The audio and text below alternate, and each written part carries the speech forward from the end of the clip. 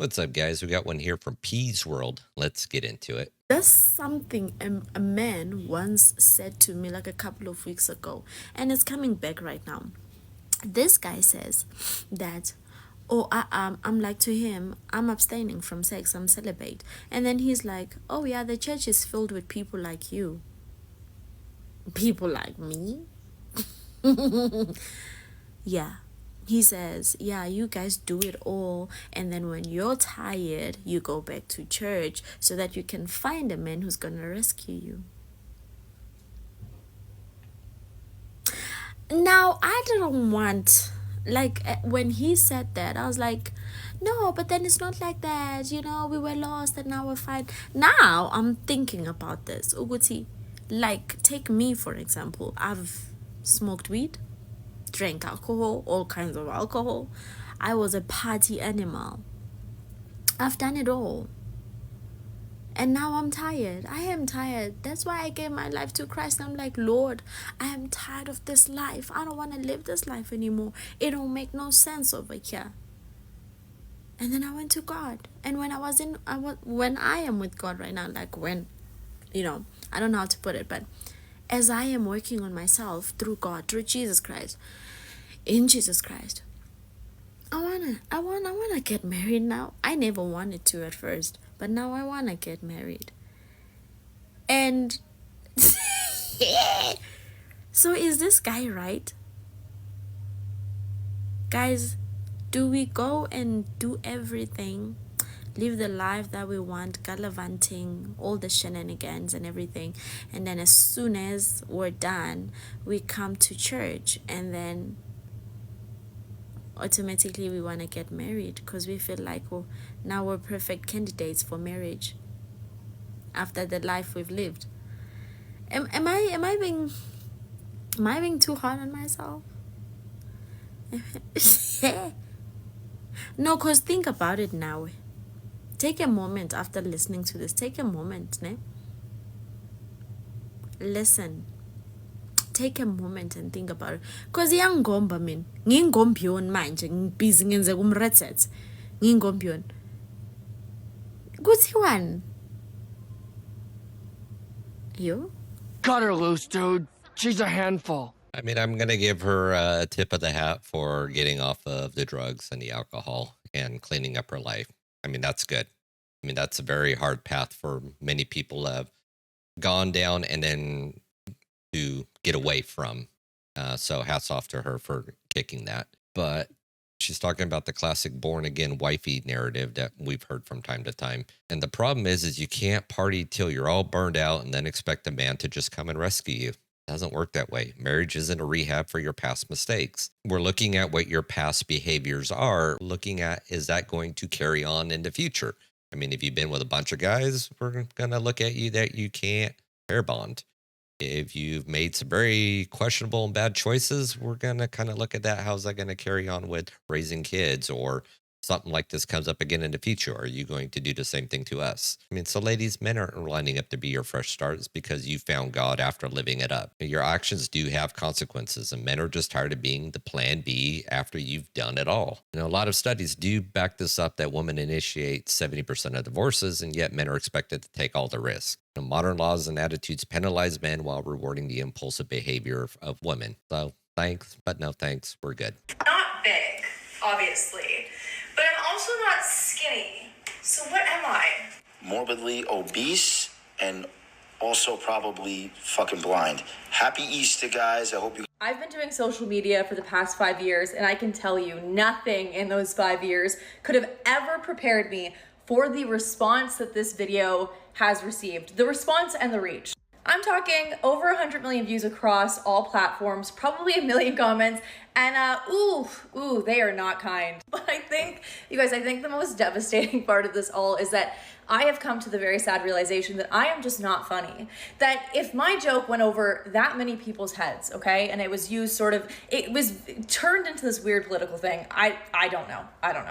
That I'm just not funny. My sense of humor is so painfully dry that it's not funny. When I watched my video, I went, haha, like that's obviously, like, I'm obviously being sarcastic. I'm not fat, obviously. Like, you guys, I'm like, it was so painfully in your face that nothing could have prepared me. Nothing could have prepared me. Anyways, to all of the mostly men that I upset by calling myself not fat. I know I am fat. Relax, take a deep breath. I know that I am a big lady, okay? I'm very, very well aware. That was sort of the joke. I love how he ends it with Happy Easter, though. God fucking bless. Fat chicks need love too, but they gotta pay. My man was hard and raw with the truth. That was fucking funny. So basically what? She's upset because your joke didn't land and men called you out. I mean, welcome to accountability. You're not fat. I mean, sure, because sarcasm here is just a defense mechanism. A lot of us will make fun of ourselves, crack jokes about ourselves with whatever our insecurity is. Join the crowd. But social media thrives on inflated egos and validation. And the real issue isn't your dry humor, it's the entitlement. You're looking for that dopamine hit, this you go girl, you do you, blah, blah, blah, body positivity, whatever bullshit. And the body positivity movement isn't an excuse for ignoring health. And men are just simply rejecting delusion. I mean, look, stats don't lie. 42% of Americans are obese.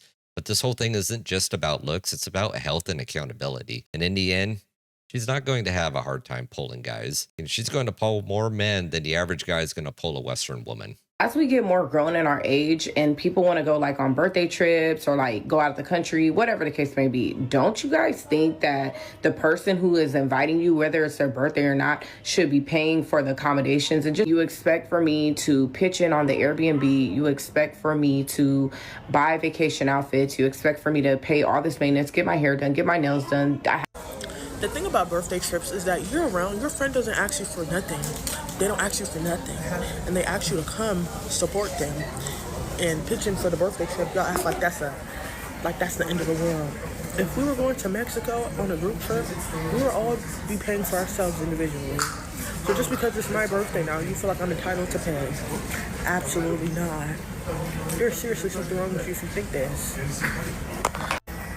And then you're saying we expect for you to get your hair and nails done. No, if you want to be raggedy, that's fine. That's your choice. What? What does that have to do with my birthday? Seriously. I'm sick of y'all.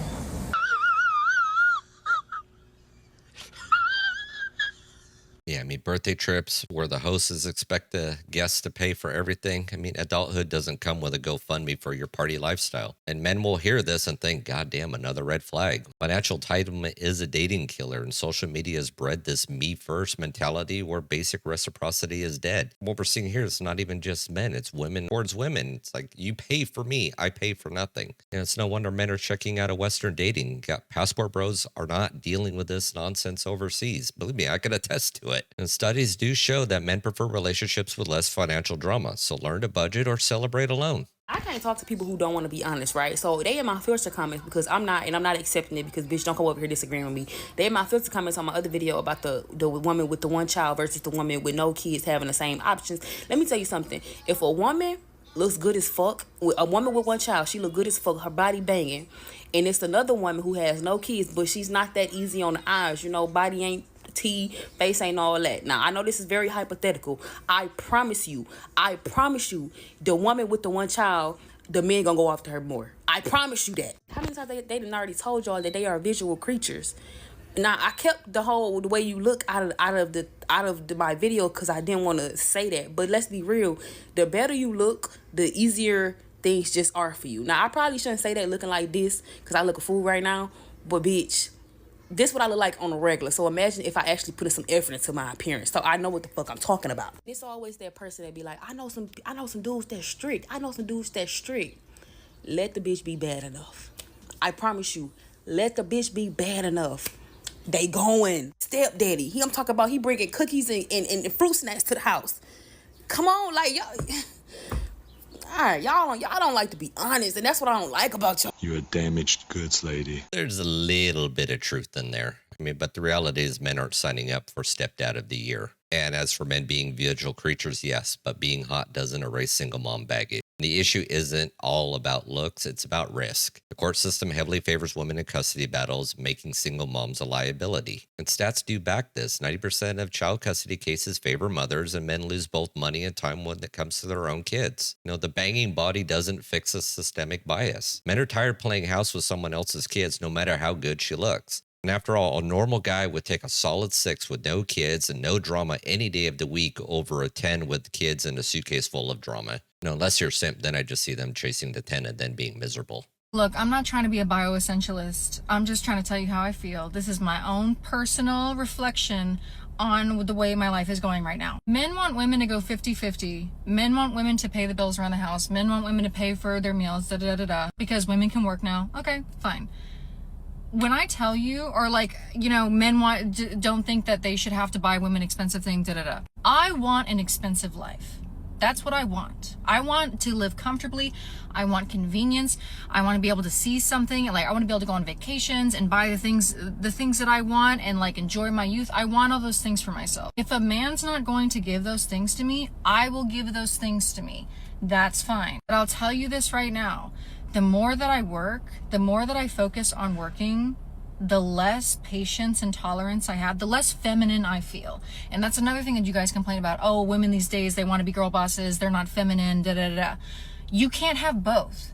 If you want me working my ass off so I can give myself the life that I fucking want, which is my right as a human being to want whatever life that I want, I'm not going to be feeling girly pop girl.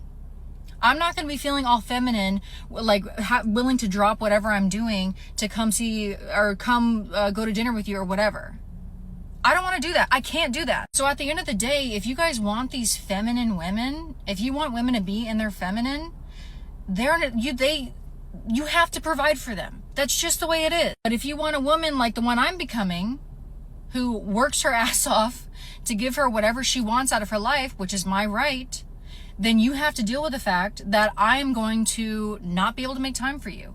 I'm going to look you in your eye and say, tough shit. You're not paying bills around here. Whatever you say doesn't go, bitch. All right? I'll be there when I get there. I'm not going to be present when I'm with you. I'm going to be thinking about work. All right? It goes that way. And honestly, the more that I work and the more that I focus on working, I'm just not interested in dating. And spoiler alert, sorry to ruin the ending for you. It's a lot better. It's a happier life for me. I won't speak for everybody, but I kind of fuck with it. It's much more rewarding. And you know what? The only time that something gets taken out of my hands is if it's on me. You see what I'm saying? If I don't get something, it's because of me. No one can take anything away from me. No one can hold anything over my head. And that's a really good fucking feeling. So, I don't know, this whole loneliness epidemic, this whole crisis, you guys kind of walked yourself into. The reason why women are no longer behaving traditionally is because men are no longer behaving traditionally. Y'all aren't behaving traditionally either. And traditionally, I'm not saying I agree with it, traditionally men were the ones who provided. And that gave women more time, if they didn't have kids and do all that unpaid labor, to be feminine and to be pretty and to not be stressed out. But since y'all want us to work, we're not going to be that way. We're going to be these girl bosses that you so despise. How is it not clicking? How is that not clicking for you?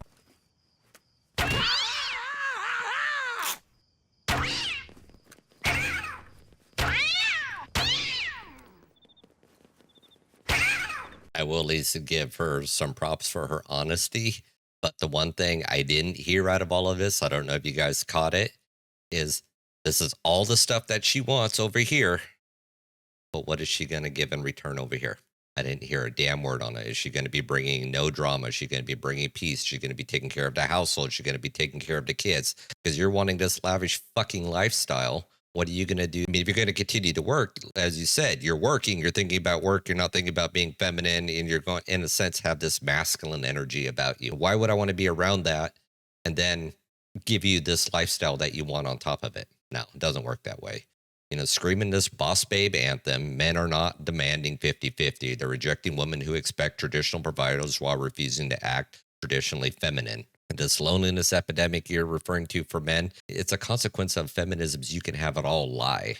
Studies confirm women are less happy today than they were 50 years ago, despite having these career gains, living this independent lifestyle, and all this other crap that you're screaming that you want. So working hard might feel empowering, but it is isolating. And then blaming men for your stress, that's just projection. Men walked away because the deal is one-sided. You have high standards, cool. So be it. Have high standards. Just don't complain when you're independent and alone. Well, guys, as we know, modern dating's a circus of entitlement, blame, systemic bias against men. And from women expecting rescue missions to financial leeches disguised as birthday planners, it's just no wonder men are opting out. As for solutions, reform family laws. Ladies, you need to ditch the entitlement.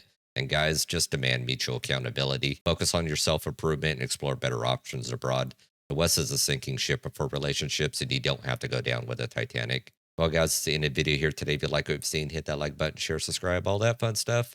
Drop me a comment down below what you think, and I will catch you on the next one. Peace.